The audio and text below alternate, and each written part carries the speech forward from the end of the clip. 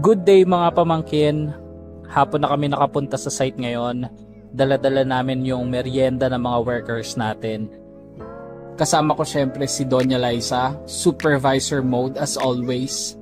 At yung mga pamangkin ko na tinatawag naming little supervisors. Sila yung instant inspection team natin today. Hiya-hiya-yo! Anong kanta yun? Hiya-hiya-yo! Pagdating namin, naabutan pa namin ng Team Pala Boys. Yan. Sige, hakot pa. Tinotodo na nila yung paghahakot ng panambak para pantay-pantay na yung lupa sa loob ng bahay. Sakto, tamang break time na rin para sa merienda nila. Today, ang dala nating merienda ay pansit canton and orange juice. Sensya na, yan lang nakayanan natin. Baka may mga star sender dyan. Baka naman pang merienda ng mga workers natin. Sa taas, tuloy-tuloy yung mga skilled workers natin sa pagporma ng slab at biga.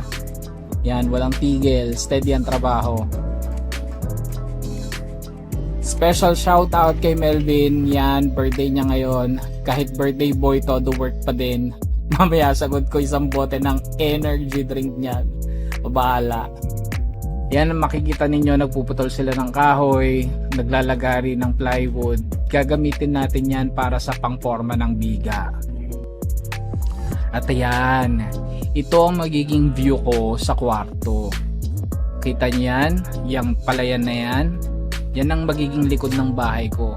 Lahat ng nakikita ninyo dyan, disclaimer, hindi sa atin yan. So magsasakayan sa likod. Pero hindi na tayo problema sa bigas. Joke lang. Bago pa kami umuwi, tinanong namin yung Team Pala Boys kung napagod sila.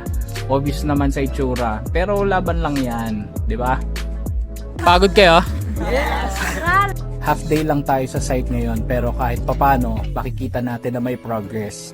Bukas ulit, Construction Budget Bill Edition. Thank you guys so much for watching. Bye-bye!